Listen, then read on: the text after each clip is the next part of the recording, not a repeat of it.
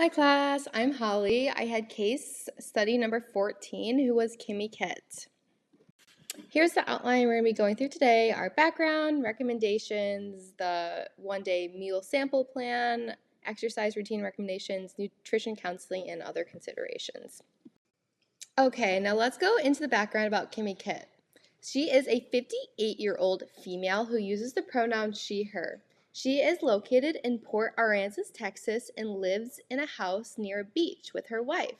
She is a retired registered nurse and has been a triathlete for over 20 years. Her medical history includes GERD, arthritis in her neck, sore knees, high cholesterol, and hypertension. Her medications and supplements include a medication for high blood pressure and high cholesterol, and she is currently taking a vitamin D supplement. Now let's go over Kimmy Kitt's schedule. Just a reminder, she is a triathlete, so she competes in competitions that consist of biking, running, and swimming, which are very intense, and her trainings are very intense as well. She has one big race per year and other smaller races called mediums, which just consists of one of the three sports, either running, swimming, or biking. She stretches for about 20 minutes in the morning, and then she goes to train 6 to 15 hours a week that is split between 4 days, and then that's depending on the season, the hours per week. Her training methods include switching between a stationary bike and a road bike, road running, treadmill running, and indoor and outdoor swimming. So she gets a good mix of training indoors and outdoors. Let's evaluate her anthropometric she has provided us. Her current weight is 127 pounds. Her height is 5'4". Her body fat percentage is 25%, which means her fat-free mass is around 95 pounds. Her BMI was 21.9 kilograms per meter square, and her ideal body weight was 120 pounds.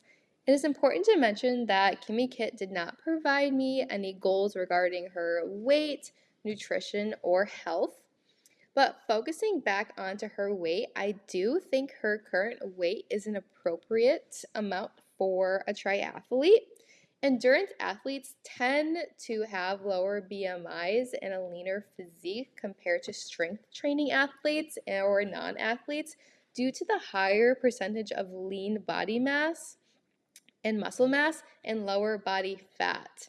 I recommend a weight range of 120 to 132 pounds for her, but I really don't want her going under 120 because she'll have a BMI of around 20.6. But she is also 58 years old, so she's a little older, and I wouldn't want to risk of malnutrition. But this range will be good for her performance and health. She is within a healthy and sustainable range for someone who also has joint concerns and a cardiovascular risk, so this can support her performance, energy, recovery, and other health concerns as well. Okay, let's look at her diet and 24-hour recall. Her current intake shows about 166 grams of carbs, 54 grams of fat, 76 grams of protein, 64 ounces of fluids in general, and 1,558 calories. Her current intake does raise some red flags for me, especially her carb and energy intake, since it's not nearly enough considering the type of athlete she is. She does have some special considerations for her diet. She does have a dietary restriction, which is beef, and she also has GERD, so some of the foods could impact that as well. Her dietary preferences include she likes cheese, seafood, vegetables, dip, popcorn, chicken, Dr. Pepper, and tea.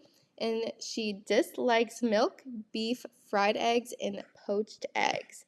And I would also like to point out that she goes a long period without consuming or feeling herself from about noon to 5:30. And then here's the breakdown I use via chronometer of her calorie, protein, fat, fluid intake, and it also shows her micronutrients like vitamins and minerals. I would like to point out a couple things: that her intake for vitamin D is very low. So is her B12, and her sodium is very high. Let's go over her nutritional recommendations. Getting into Kimmy Kit's new nutritional recommendations, we're going to be looking at energy intake first. I decided to use the 3 calculations to come up with her range, and I also used a 1.73 activity factor because how intense triathletes train and compete. But I used the Mifflin, Cunningham, and Simplistic, and as you can see, we got an original range of 2,000 to 2,500 calories per day.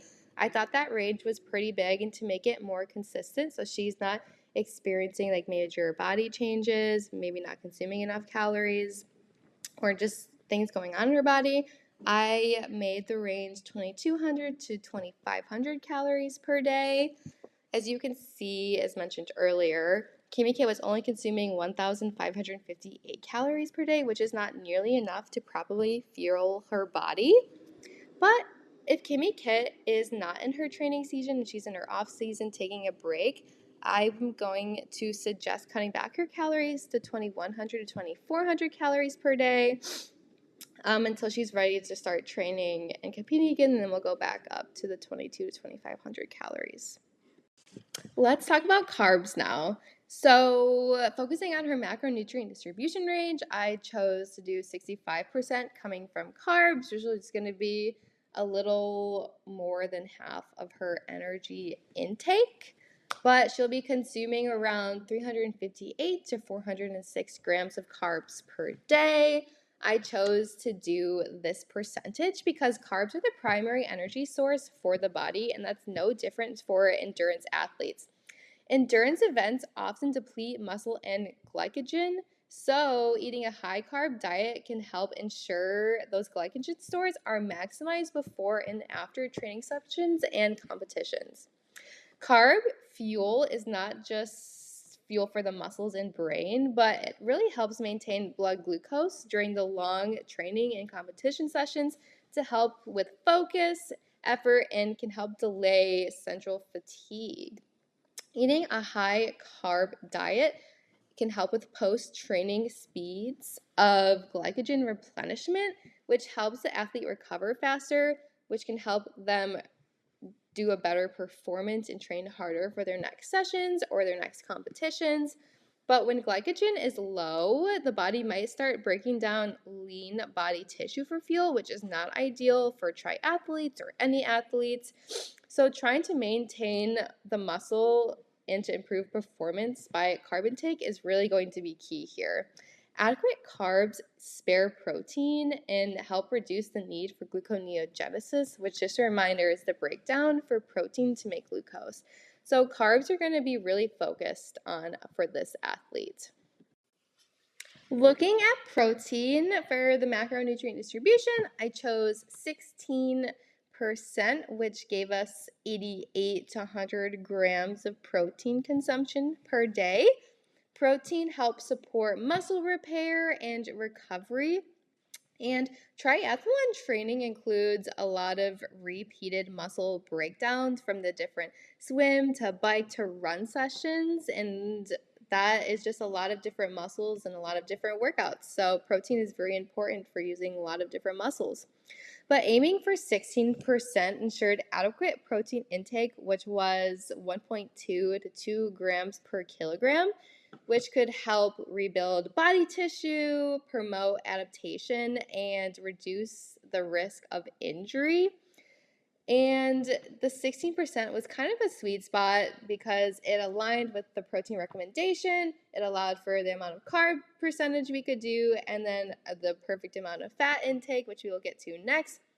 But enough protein will allow for recovery without compromising glycogen stores or messing with the energy balance. And a solid protein intake helps preserve lean muscle mass, in particularly during high volume training events. But this can be translated, this amount of protein, through meals and snacks, which again supports muscle protein synthesis, recovery throughout the day, and not just post-workout. So it's important that our athlete is consuming it throughout the day for sure.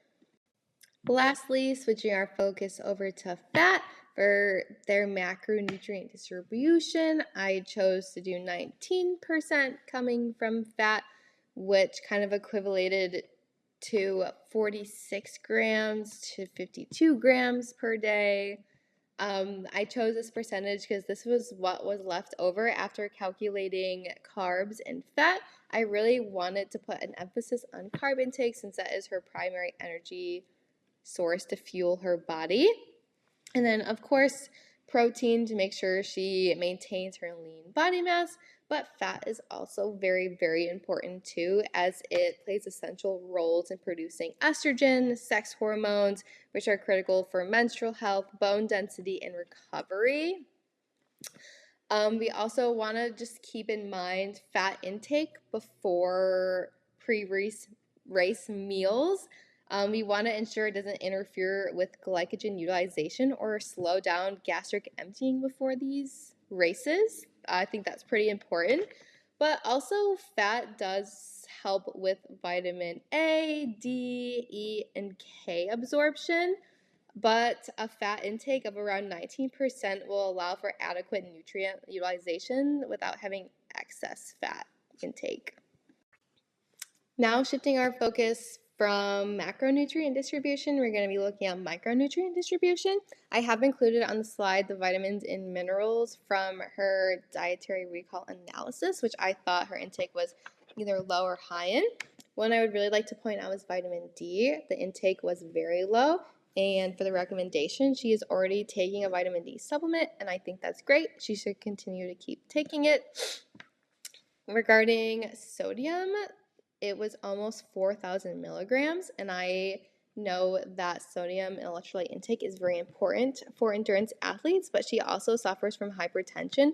So I think keeping an eye on and maybe reducing some of the sodium we're consuming through diet could be key here to make sure she's still getting enough electrolytes for her sport, but also not harming her heart.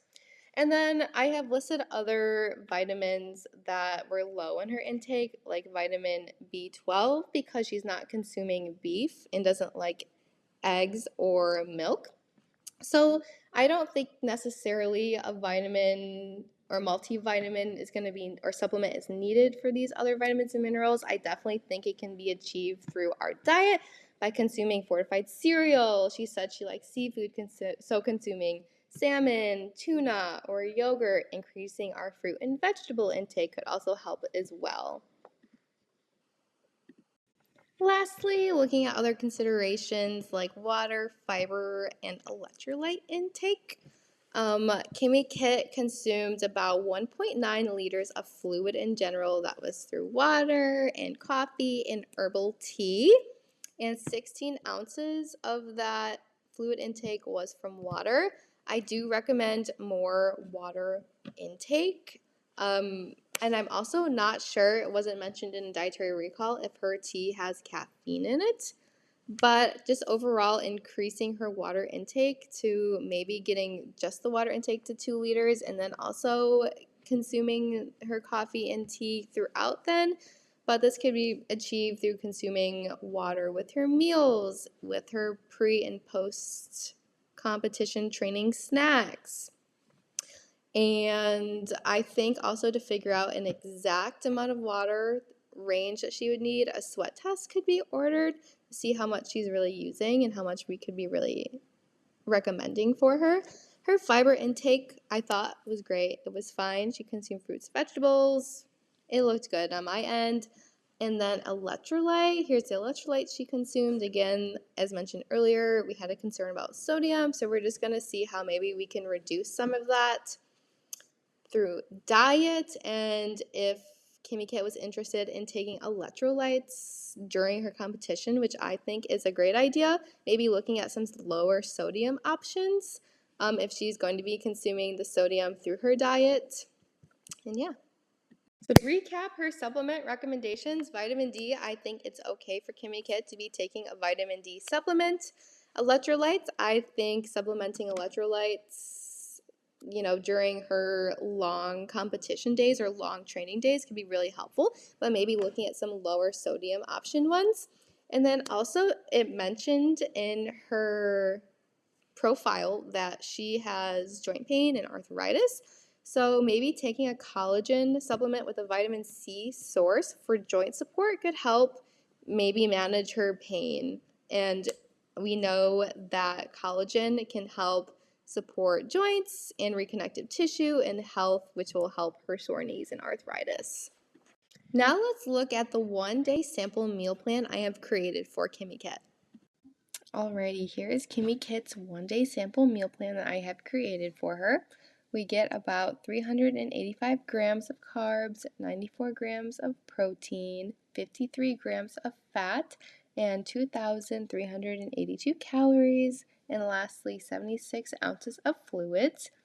Speaking of fluids, shifting our focus on her goals for that, I've decided to make a goal of 2 to 3 liters, at least trying to come from water, majority of it coming from water. So we'll do 8 to 16 ounces of water upon waking up and before her first training or exercise. And then during her sport and training or competition, it's going to be highly individualized, and it's going to be an important conversation that we're going to have about how much she wants to consume and also the consumption of electrolytes. It really all depends on how hard she's going to be working out, the intensity of it, the duration, how many hours, and if she's going to be indoors and outdoors, taking heat into consideration. And also the type of sport. Obviously, running, biking, and swimming are all very different. And then after, again, 16 to 24 ounces of water. And then throughout the day, we're going to be drinking waters with meals and snacks and also sips in it this through the day. But she can also have her other drinks. I've also included those in her meal plan. And then considerations. So we included some new protein sources such as salmon and Greek yogurt.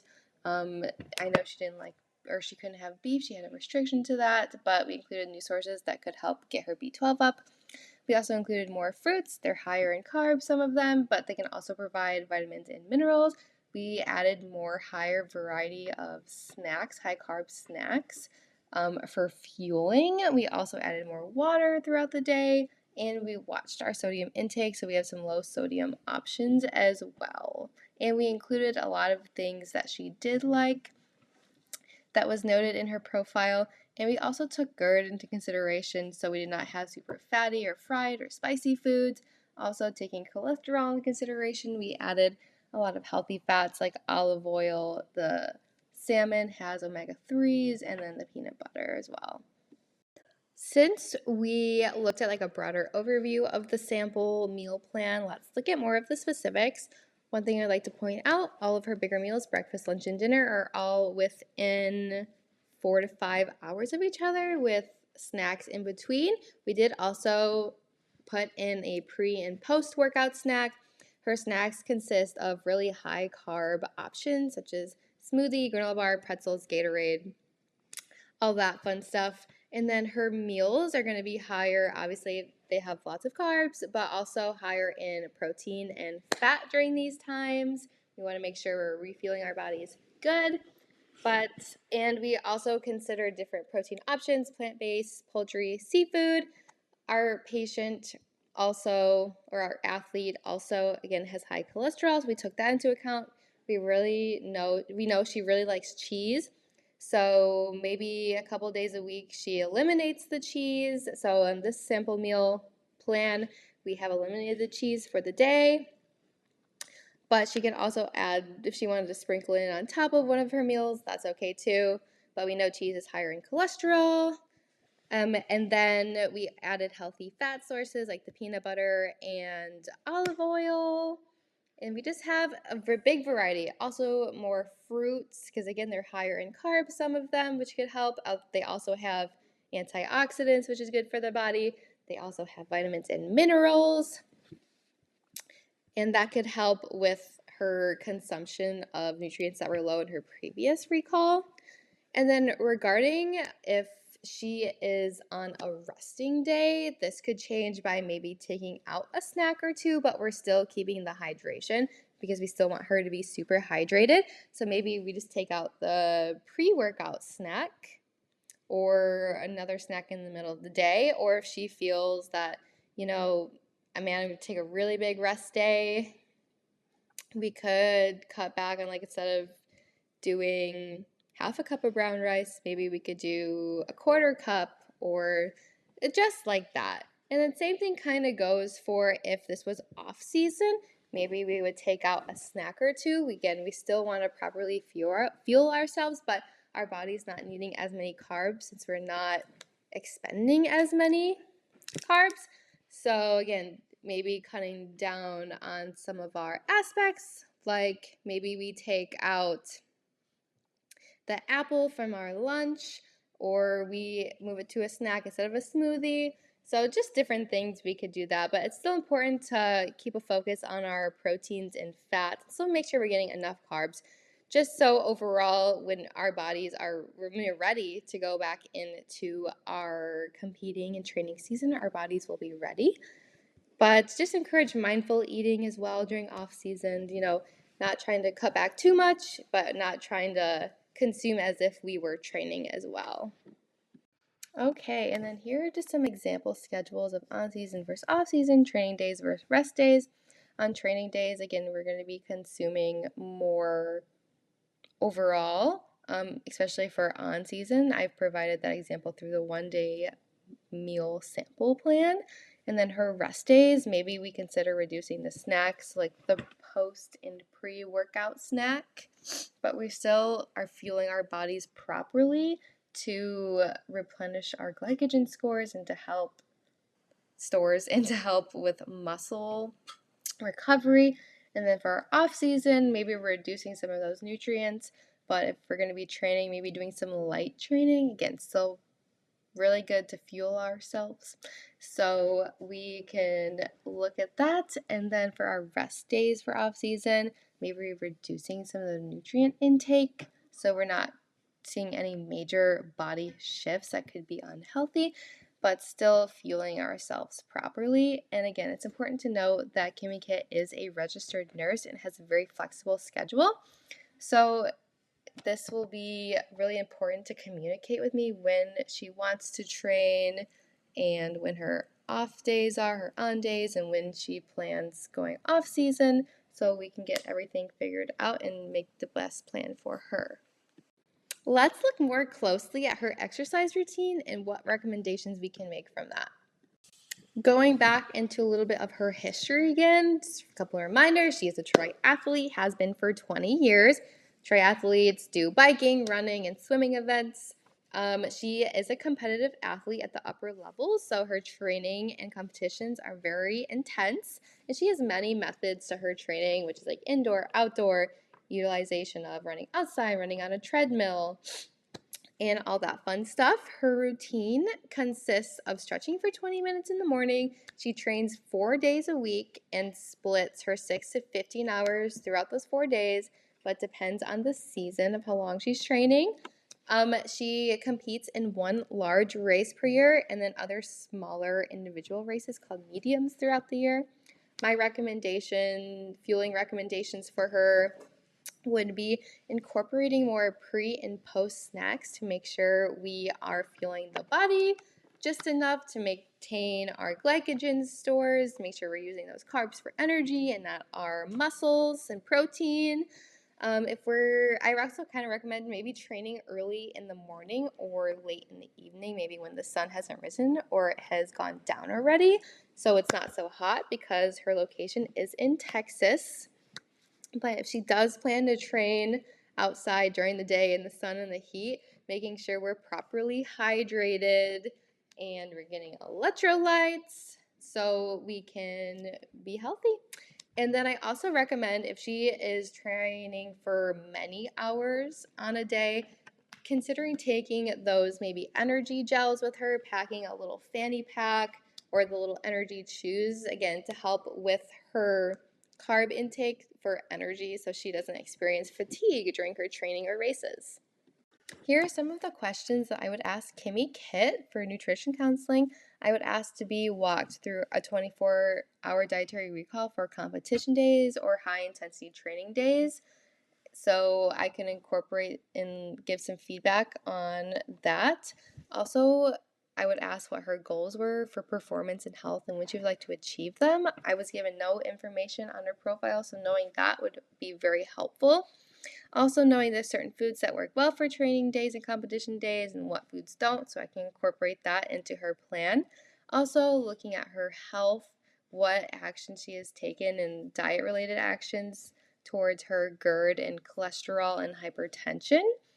Also, what snacks and beverages she's been consuming before competition days and training days and what their favorite ones are. Again, so I can incorporate that in. And then what time she likes to train so I can develop that and put that in her plan as well. And then how is she hydrating? Because that is also very important for athletes, especially endurance athletes. And then if there are any times she feels low energy during training sessions, and then when is she feeling low energy? Because the dietary recall she provided me, she was not getting enough energy at all. So knowing that would be really helpful, and then giving my advice on that to why that could be. And then if she can improve one part of her nutrition routine, what would that be? So I can get a basis on where she is. And then how often she eats out or convenience food, and how does she feel about these? Just again, so I can incorporate into her plan. If she's been super busy, maybe we can incorporate some sort of meal like that if it makes it easier for her. And yeah.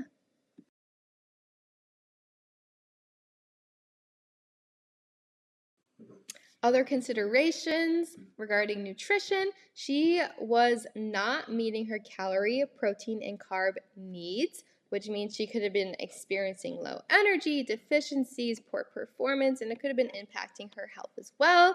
You want to make sure we are maintaining her weight. I think it's great right now, but we want to make sure it is maintained.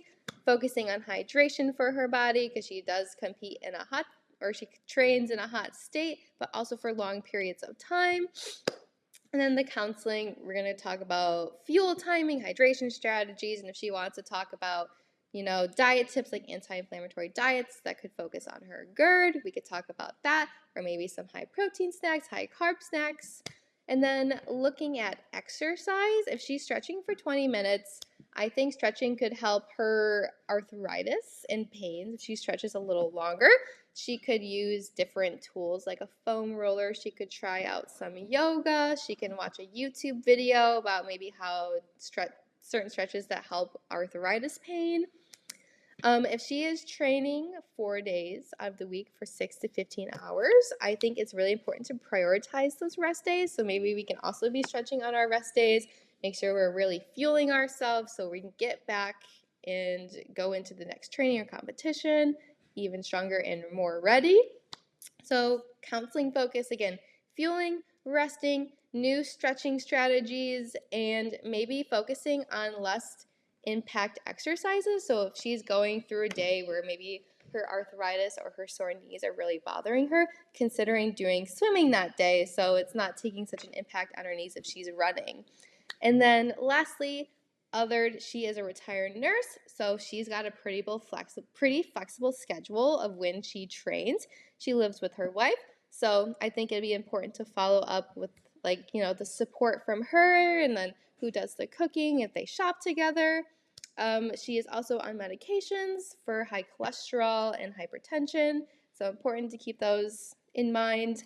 And then counseling focus, maybe ordering some labs to look at her micronutrients, like her different levels, and making sure her sodium is still okay, and making sure that it's not affecting her heart. And then maybe recommending her to go see a physical therapist for her pain, for arthritis. And then how can I support Kimmy Kit? Well, as a dietitian, I am responsible for providing her an individualized plan so she can help succeed her performance goals and just goals overall. I'm going to be using science-based information to back up my recommendations and explanations. I'm going to be participating in active listening and addressing any nutrition-related concerns the best I can. And then letting them know, more importantly, that we are a team and I am here for them and here to support them as well. And then the next couple slides are going to be the references.